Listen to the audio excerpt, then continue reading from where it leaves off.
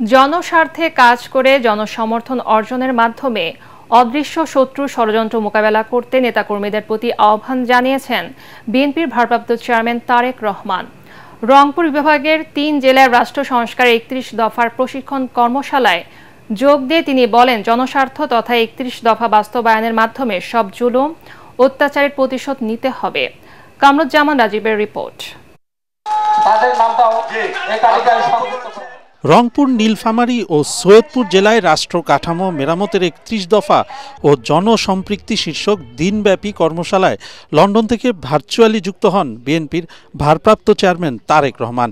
৩১ দফা সংস্কারের বিষয়ে তৃণমূলের নেতাদের বিভিন্ন প্রশ্নের জবাব দেন তিনি। এ সময় তিনি বলেন, রাষ্ট্র সংস্কারের ৩১ দফা শুধু বিএনপির নয়, স্বৈরাচার বিরোধী আন্দোলনে অংশ নেওয়া সব রাজনৈতিক দলের অঙ্গীকার। প্রধান অতিথির বক্তব্যে তিনি বলেন, বিএনপির রাজনীতির মূল লক্ষ্য দেশ ও দেশের মানুষের মৌলিক সমস্যা সমাধান। দেখুন, একটি জিনিস চিন্তা করে, এখানে আলোচনার মেজরিটি সিংহভাগ অংশ হচ্ছে মানুষের সমস্যা নিয়ে, মানুষের সুবিধা অসুবিধা নিয়ে।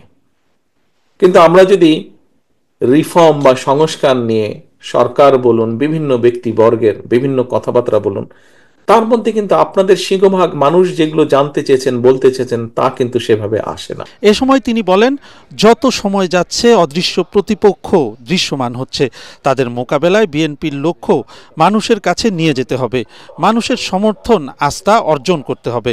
আমাদের সেই অদৃশ্য প্রতিপক্ষ আস্তে আস্তে দৃশ্যমান হচ্ছে, সাথে আরো বিভিন্ন প্রতিপক্ষ কিন্তু তাদের সাথে যোগ করছে।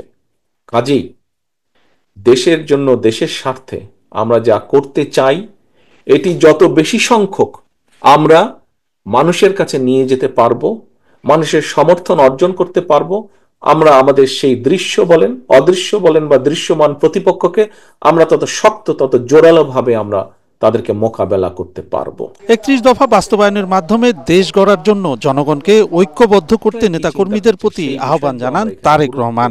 দিয়েছি এবং গুরুত্ব সহকারে আলোচনা করেছি, গুরুত্ব সহকারে তুলে ধরেছি। কামরুজ্জামান রাজীব, এটিএন বাংলা।